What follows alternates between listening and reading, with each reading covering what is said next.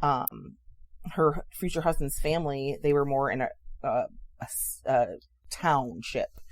The people lived real close by, and she wasn't used to that. And plus, she was used to running around in fields and wearing pants and doing what she wanted, and she wasn't going to be able to do that anymore. So that's kind of culture shock. So I think that's why they kind of didn't like each other, because she was trying to teach her how to be a lady, and she was like, "I'll do what I want." Right. She wasn't used to being told not to. Was able to do whatever she wanted. Yeah. But it is said that she learned more cruelty in this home because the Countess Erzsabet, she loved also to discipline her servants in not so nice ways.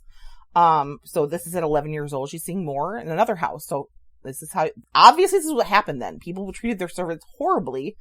The Countess died in 1571 before they were married. Also, Elizabeth's parents both died before they get married. So both her and Fernick inherit a ton of stuff. Now, yes, she has two older brothers, the Bathory family did, but the one older brother I think must have passed away because they don't say anything about him. And the other one was kind of really crazy. So he was able to live in the family seat in their castle for the rest of his days, but she really inherited the wealth and land. So she just took care of her brother. Because she was really smart. She was the smartest one in the family. They ended up marrying May 8th, 1575. She was 14. He was 19. Eek. In Slovakia. Ugh. And just think this, though. No parents around. And these two babies are running basically two big families. Right. Like two big estates. And it's said that their wedding lasted days. And there was 4,500 guests invited. And back then, like, she would go to live with them when she was 11, and then when she, like, started menstruating, then she could get married because she could have babies. Yeah, and that's what they were waiting for. So, like, once that started, then... It's all games. Ooh, yeah. Fernick gifted... horrible. Yes. Ugh. Fernick gifted Elizabeth on their wedding day Castle Chesvy. I can't remember what it's called. It's not pronounced that way because it's another language and I don't know how to say it. Which basically, it's a castle and it contains 17 villages. Holy shit. Yeah. That was just a present to her. There you go. Here's a gift. She retained her maiden name because her family was older than his, had more power and more prestigious. So she's like, I'm not giving up the Bathory name. And it's said that he might have hyphenated his name. Bathory, whatever his name is. I would too with the last name. Like, yeah, Bathory's way cooler sounding to me. Both the inheritance they got from both sides of the family, they ended up with thousands of acres of land in various countries, dozens of towns, 20 plus castles. It spread through Hungary, Slovakia, Austria, and the Czech Republic. They had more wealth than the king of Hungary. They probably were the most powerful people, more powerful than the king because they owned so much. Right. Now, they found lots of letters that some of them she wrote in her own hand, which was very rare back then. You didn't write your own stuff, but she was one of the few noble people that knew how to write, so she would. Right. She was very curt in her writings. She wasn't flowery. Now, when you look at Fernick's parents' letters, they found those too. That was very flowery and very, they used a lot of adjectives and it was just very flowery.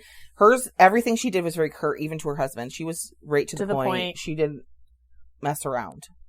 She was a very strong woman. Like, she meant business. But everything appeared that she was a good wife. And when she was younger, she did what she was expected.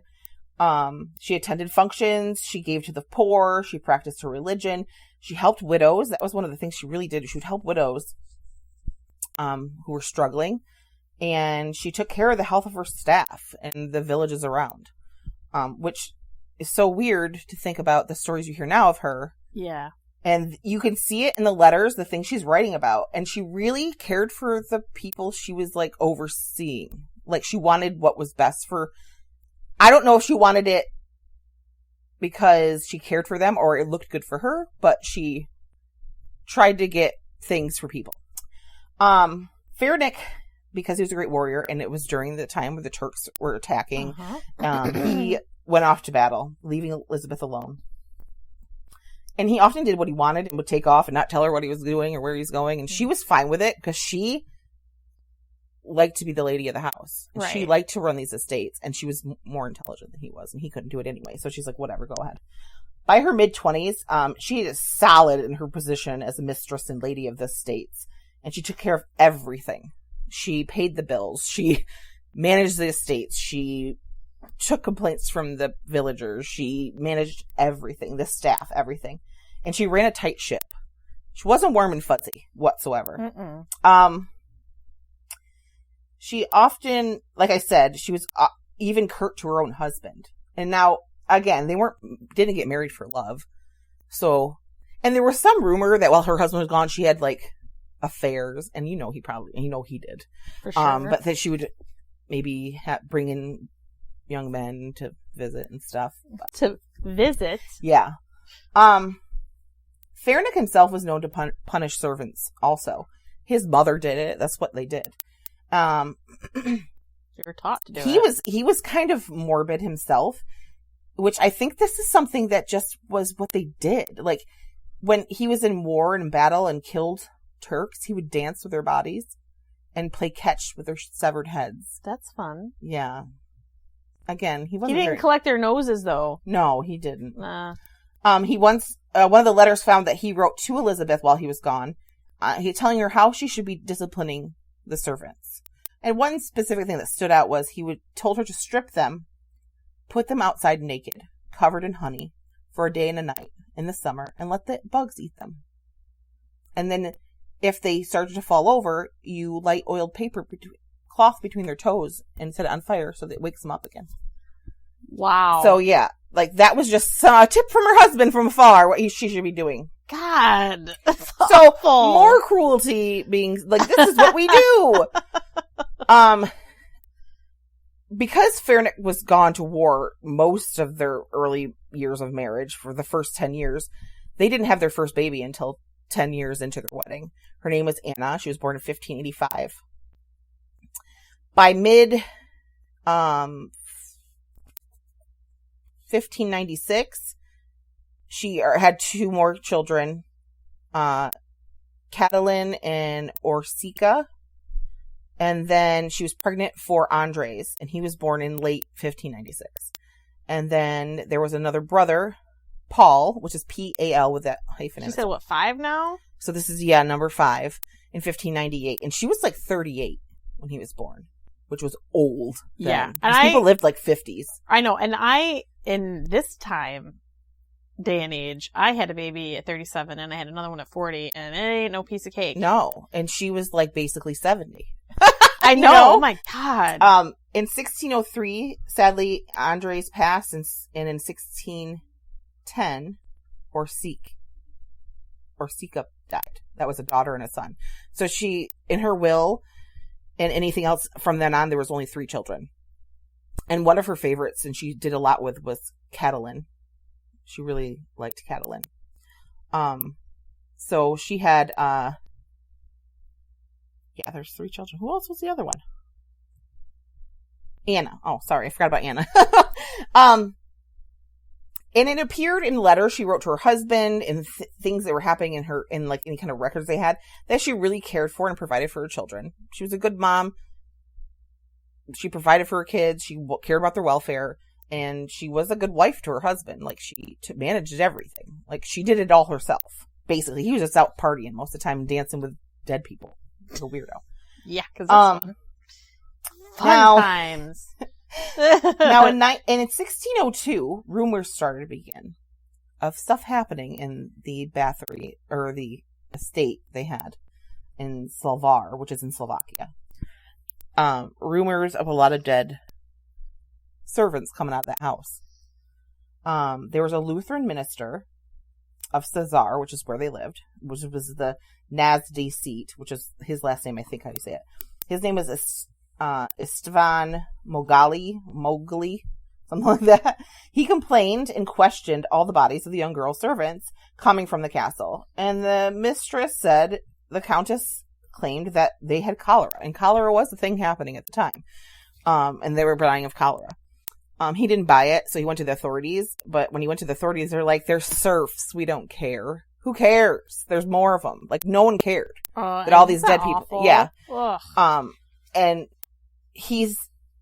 and the thing that made him really question it, this Lutheran minister, was the fact that they were young, 10 to 14-year-olds. Ugh. They weren't the ones dying at that time. They would be ones more apt to live. So With the fact cholera. that all of them got cholera, he didn't think that was true. Yeah, it's suspicious.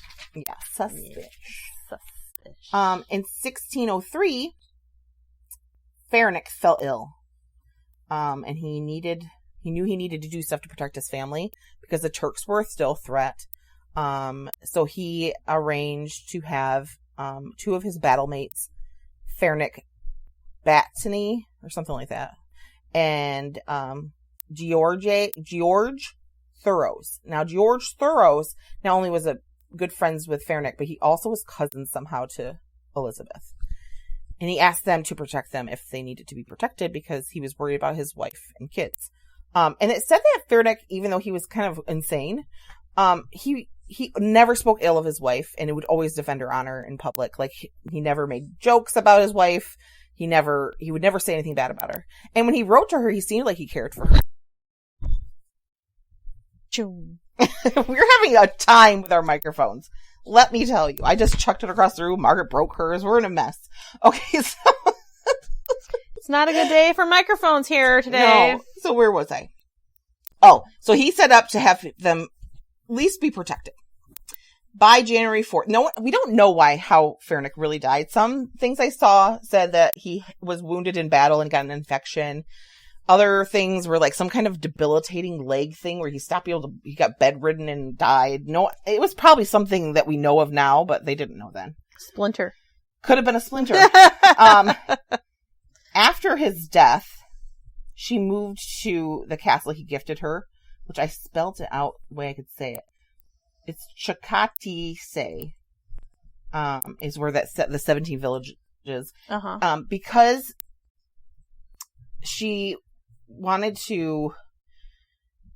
So during the time that Fahrenich was off running and doing whatever he wanted, he loaned the king of Hungary a ton of money. Mm-hmm. Now, they owned a lot of land, and they owned a lot of stuff, but to get cash quick, you couldn't do it so easily. And because he loaned a lot of the cash out, and they used a lot of the easy spending stuff with stuff that he would bring back from battle.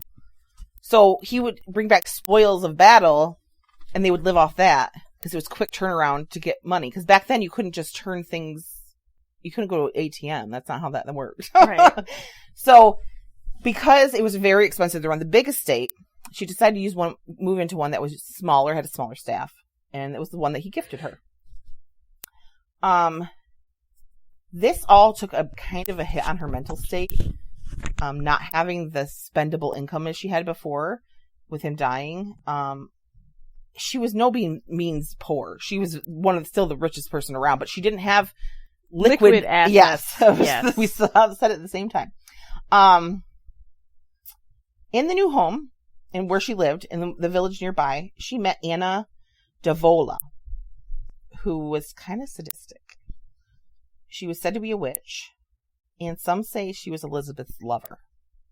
Now, I talked about Elizabeth's Aunt Clara, who was said to be a lesbian. Mm-hmm.